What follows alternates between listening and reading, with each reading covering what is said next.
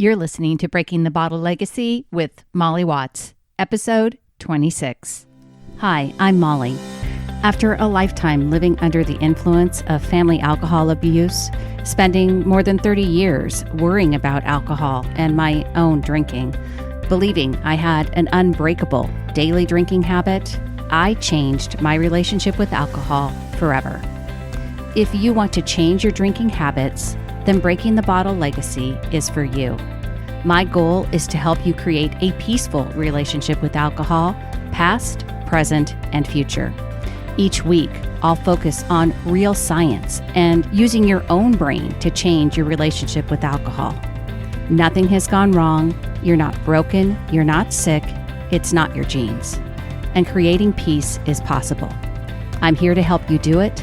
Let's start now. Well, hello and welcome back to Breaking the Bottle Legacy with me, your host, Molly Watts, coming to you from an absolutely awful looking Oregon today. It is raining cats and dogs today.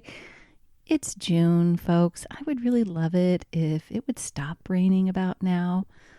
I know there's been some epic days this spring, but honestly, after July 4th, it's not okay anymore to rain around here as far as I'm concerned. And we're fast approaching the 4th of July. Can you believe it's the middle of June already? Wow. This is episode 26. I'm 25 episodes in now, and I just want to say a very big thank you to everyone who is listening, those of you that have reviewed the podcast, those of you that have sent me messages or emails letting me know that the podcast is helping you. I just really appreciate all of it. I know your time is valuable, and I appreciate you sharing it here with me. I also wanted to say thank you to the ladies at Clever Mocktails in Canada who sent me a box of mocktails to try. Clever is a perfect name for them because they are clever in how they achieve very realistic flavors of some of your favorite mixed drinks, but without the alcohol. So I got to try Clever Mocktails, the Clever Mojito, the Clever Gin and Tonic, and the Clever Pink Gin and Tonic. And they are awesome. They use a combination of botanicals to create their flavors. And not only do they taste great, but they're really refreshing. So my favorite of the three was the Clever Pink Gin and Tonic, but they were all delicious. And as a side note, Clever is now distributing here in the U.S. effective June 21st. So right after this podcast comes out through Better Roads.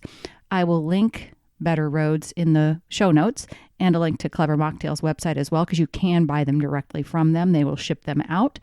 But I encourage you to go check out Clever because I actually was turned on to this by somebody in the moderation management group. I think it was Lisa Hamilton. Hey, Lisa, who mentioned the Clever G&T, Pink G&T. And so I reached out to them, reached out to Clever. They sent me those and I told them that I would share my experience. And I really, really did enjoy them. So anyways, check it out. On another housekeeping note, not sidekeeping, housekeeping, an update on my book. It's officially in the hands of the formatters. So let me tell you, the world of self-publishing is amazing, but just to be clear, there is a lot to learn and a lot of steps. And of course, my goal is to really not be able to tell the difference between my self-published books and my self-published book and books that are being published by large publishing houses. So for me, that means that getting help with things like editing, formatting, the book cover, all of those things are essential. And it's exciting and scary and time consuming all at the same time. So right now, the book is at the formatters. So to be on the mailing list, to get notified of when the book is released, and more importantly, when it's free on Kindle and at a reduced price in paperback, please go to www.mollywatts.com. That's Molly with the Y and Watts with an S, and sign up for my monthly newsletter. It's another place to stay in touch and take learning, to a different level. And of course, you can also do that in my private Facebook group. Just head over to Facebook and search Alcohol Minimalists, How to Change Your Alcohol Habit, and request to join. That's it for housekeeping, I promise. All right. This week, I wanted to talk a little more about the process of changing your relationship with alcohol and some keys that I think are important to understand to really embrace the process. I could have also titled this episode 6 Keys to Changing Your Perspective on Drinking. Either way, internalizing and accepting these key ideas will hopefully help you create successful change this time around when it comes to your drinking habits. And for those of you that are new around here, as a reminder, I am someone who drank daily. I was considered by the NIAAA, the National Institute of Alcohol Abuse and Alcoholism, as a heavy drinker, both on a daily basis, which for women, as a reminder, is anything more than one standard drink. So sorry, ladies. But I was also a heavy drinker because I had more than 1 day per month that I was binging alcohol, which by US standards is anything more than 4 standard drinks for women in 1 day. And I will link those guidelines for both men and women in the show notes. But on average, for 30 years, I would estimate that my weekly alcohol consumption was around 25 standard drinks, and there were no alcohol-free days whatsoever. So a good night for me would have been only 2 beers on a weeknight, but honestly, I preferred not to count a lot of the time because I was really anxious about my drinking, and I knew in my heart of hearts that my drinking was not healthy. I also firmly believed that I couldn't change my habit, and fear of not being able to quit and what that meant kept me drinking and stuck for years. I believed that it was an either or, that I either had to stop drinking altogether to be quote unquote sober or keep drinking like I was, which I reassured myself wasn't an alcoholic behavior like my mom. So I could accept the anxiety and unhealthiness that I felt as just my lot in life. As an adult child of an alcoholic, I genuinely believed that I had a genetic predisposition to desire alcohol more, and I just would be constantly stuck managing alcohol so that I never crossed the line to become an alcoholic. I fearfully managed alcohol so that I would not cross a line. So now, of course, my relationship with alcohol is completely different than it used to be. And so are my drinking habits. There is no more anxiety. I have no worry or fear that I'll start drinking every day or that I'll drink beyond the limits of low-risk drinking. I am at complete peace with alcohol, and I include it in a minimal way, maximizing my enjoyment and minimizing harm, which is what being an alcohol minimalist is all about for me. So I've said it on the podcast before, and I think it's really important to note that I didn't get here overnight. It took me 2 years of working on my drinking before I ever did a full 30-day break. And it wasn't until after my first year of working on my habit that I consistently followed the guidelines for low-risk drinking. Along the way, I was learning and using the result cycle. And if you don't know what I'm talking about there, go back and listen to episode number 11, which I will also link in the show notes. But the short of the result cycle is that your thoughts create your feelings, which lead to your actions. You have to figure out how to use your brain to change how you are feeling and not turn to alcohol to help you feel different. And that was the real thing that was different this time around, was learning how to manage my mind and understanding how my own thinking was driving my drinking habit. I also talked about in episode number 13, my toolbox, which includes 4 tools. 1, planning for drinks ahead of time. 2, compassion and curiosity for off-plan drinking. 3, alcohol education. And number 4, community. And I used and still use all of these tools to maintain my peaceful relationship with alcohol. So these keys I'm going to talk about today are really woven into the background behind both of these things, the result cycle and those 4 tools. And I realized that looking back, these keys were there and are really what underscored my success this time around. So here we go. Number 1. And this may be not too surprising, but accepting it is really paramount to your long-term success. Here it is. Change is simple, but it's not easy. Now, I almost didn't share this idea because honestly, I think when it comes to changing alcohol habits, people have a lot of thoughts already about how difficult it's going to be. And of course, that very thought keeps them from even trying to change. And that was me for many years. I convinced myself that the process would be so hard and so awful that I'd have all this desire to drink and I just have to grit my teeth and suffer through it, that of course I never wanted to get started, right? But I think it's important to understand that nothing I'm telling you about this process is difficult to understand. It's not going to take you hours of study to start. And just because it's simple doesn't mean that the change is going to be easy. Our brains are designed to automate systems and to be as efficient as possible. And change means that you have to rewire and override likely years of habit processing in the brain. It's simply not going to happen overnight. It's not going to happen in a sustainable way if you're not digging into the results cycle and changing your thoughts around alcohol. I remember a time when I used to think that by taking a week-long break off drinking, I could prove to myself that I didn't have an alcohol problem. Now, of course, those times I'd try to make a week-long break and I'd fail in the middle of the week and just kind of sweep it under the rug and rationalize why it hadn't worked and how I still really wasn't having any big issues with drinking. So back to my habit I went.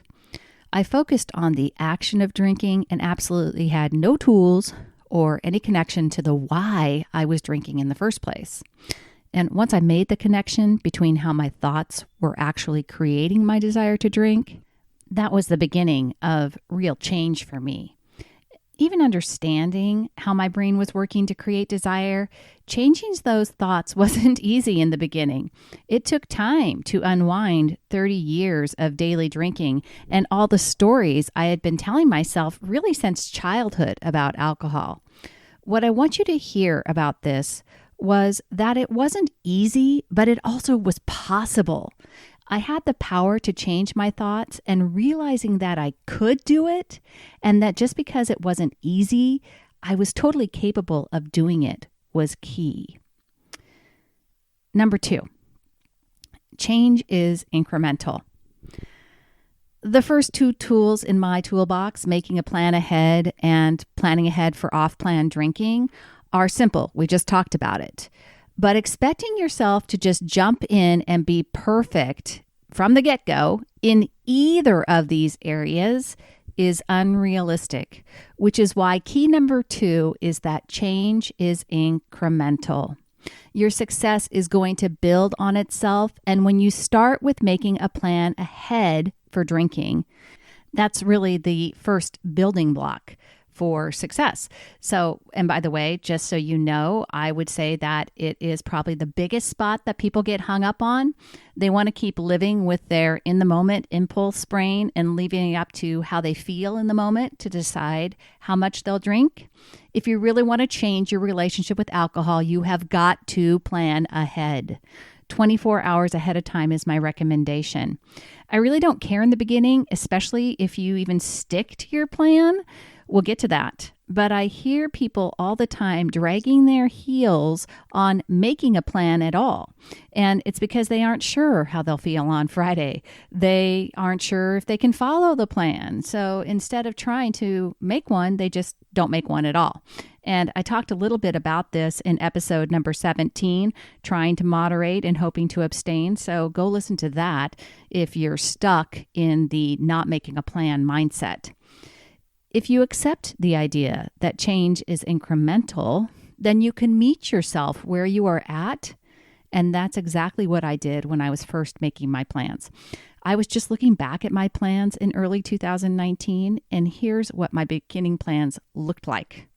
On weeknights, I was planning for 3 drinks per night, and on weekends, it was 4 on both Friday and Saturday nights.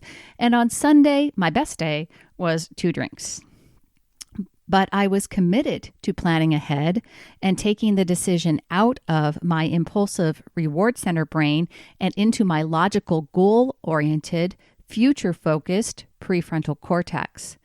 Once I established that I could plan ahead, that I could stick to my plan, Then I started to reduce the number of drinks, and I did that incrementally, not overnight either. So start making small changes so you're not going to freak yourself out. You're going to work on your thoughts, and so that the next level of change doesn't feel so hard. It doesn't scare you because you're going to build on those small successes. Which leads me to number 3. Change is slow. Real change, the kind of sustainable change you really want to make, doesn't happen overnight. I've already said it. Having a peaceful relationship with alcohol and never worrying about falling off the wagon again is not about taking a 30-day break. It's not about stringing together alcohol-free days even. Who's done this? Who's taken a break from drinking, all the while looking forward to drinking when you're allowed to? Do you see the trouble there? You haven't changed any of your thoughts around alcohol. You're just hanging on until you can drink again. For real change, it's about changing how you include alcohol in your life. It's not hating how you feel when you're trying to change your drinking habits. And you can willpower yourself through abstinent days or weeks, but if you don't love what you're doing and how you're feeling, you won't keep doing it. The reason change needs to be slow is you have to do it in a way you're going to really like how it feels and how you're going to want to keep doing it for the rest of your life. You can abstain from alcohol with a lot of willpower, gritting your teeth and white knuckling, resisting urges to drink, or you can plan and happily abstain because you know that it's a part of the plan for how you want to include alcohol in your life. When you work on the thinking and use your brain to manage how you're feeling, you can actually enjoy this process. The slower, the better, and it becomes a calm and peaceful part of your life. No anxiety, no struggle, just how you live your life and how you want to include alcohol in it. Number 4, change comes with discomfort. Okay, I just told you that you have to love what you're doing and that real change means going slow so that you can like what you're doing. But here's another truth. Real change comes with discomfort. There is nothing I can tell you, no thought I can give you that will overcome the fact that during this process of change, there will be moments of discomfort. There will be times when you've made a plan ahead of time that you feel really good about, and then your kids are arguing, your boss yells at you, you get a late fee on your credit card statement, and that plan will be sitting there, and you will want to drink right over the top of it. This will absolutely happen, which is why we aren't going to start out when we've been routinely drinking 3 or 4 drinks a night, trying to go to 0. We aren't going to drastically reduce or even abstain from the get-go. We're going to start with meeting ourselves where we are and planning from there. And then, when we are in the moment of discomfort, we can follow the plan or say, F it. We're going to ask ourselves, what are we thinking? What are we feeling? Which brain is talking to me that's trying to change the plan? And really, that's enough right there. Dealing with that discomfort. We don't need to set ourselves up for failure by making unrealistic plans. There is also discomfort in not beating yourself up about off-plan drinking. Compassion and curiosity are tools that feel really uncomfortable for many of us because we are so used to beating ourselves up when we don't follow our plans. Truly, learning how to really reflect and observe our thoughts when we choose to not follow our plans and to do that with compassion and curiosity, it's not comfortable at first. We are so used to beating ourselves up and believing if that we're just strict enough with ourselves, we can change our habits. It's not comfortable to be curious and compassionate, but it's 100% necessary for sustainable change. Number 5, commitment is another key to the process. And commitment means that you are committed not to not drinking, but it's committed to showing up for yourself. You are committed to the time that it's going to take. You are committed to learning from off-plan drinking and not beating yourself up. You aren't just committed to drinking less. You are committed to building a different relationship with alcohol that is really a meta skill for changing any habit in your life that doesn't serve you. If you want a different relationship with alcohol, you have to be committed to 1, making a plan, 2, using compassion and curiosity to learn from off-plan drinking. Number 3, educating yourself on the science of alcohol. And number 4, finding a tribe that supports your new relationship with alcohol. Now, just a side note. This does not mean that you need to replace all of your friends and family who may or may not be changing their drinking. Now, I will tell you, for some of you, it's going to be a real challenge to hang out with your friends on the weekend if they are consistently overindulging. And while you are in this process, it might be easier for a while not to go out to bars at first or whatever. But when you have spent some time living with your new relationship with alcohol, like I have now, it doesn't matter whether I'm out with friends, if I'm at a bar, or going to a party. My plans for alcohol don't change, and I don't worry about how drinking or not drinking will impact any event. I don't care if my husband is drinking on a night and I'm not. It's just a non-factor for me. I don't think to myself, he's not supporting me. I don't think he's trying to tempt me. It has no bearing. His behavior, his actions have no bearing on my own relationship with alcohol. So the tribe isn't about my family and friends. It's, for me, online support groups. It's the experts that I listen to, and it's finding support that aligns with my thinking in reading material and listening. Like I said, it's that kind of tribe that I want you to find that aligns with your new thinking on alcohol. The change for me happened when I committed to all the parts of the process, and I found people who helped me change my thinking and helped me stay committed. I will link to a couple of those groups in my show notes, so I highly encourage you to get involved with a tribe. Which leads me to number 6. Number 6 is you have to promise yourself that you're not going to quit. Now, this time around, I promised myself that no matter what, I would keep going, and I would not allow anything or anyone to make me give up. I kept telling myself that I could and I would figure this out once and for all. You have to promise yourself that you will not stop trying, and you will not use your mistakes as evidence that you can't do it and quit trying. You won't let a binge mean that it's not possible for you. You won't allow a bad week to mean that you need to start all over again.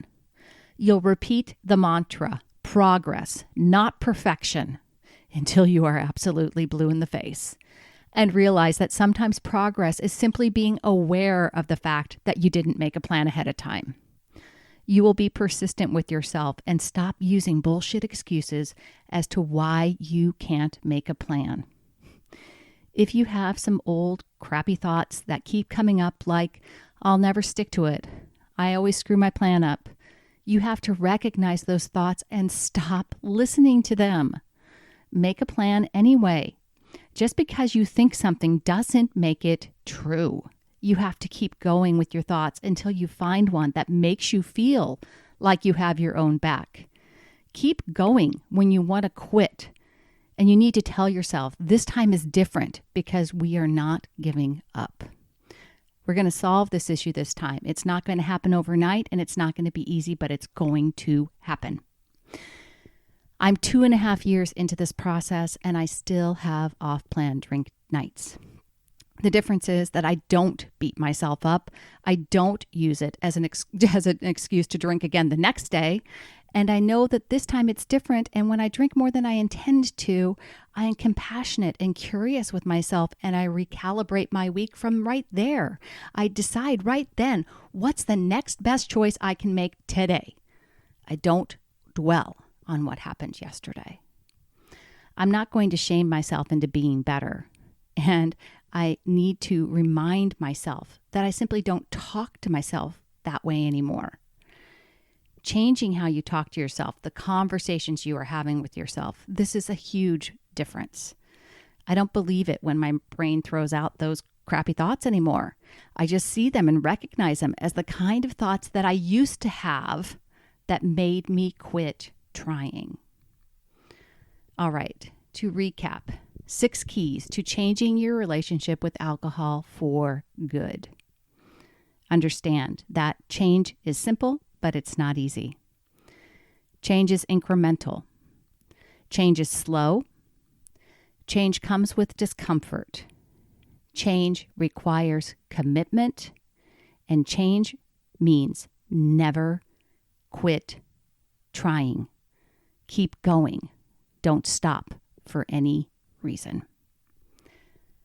All right, that's all I have for you this week, my friends. Until next time, choose peace.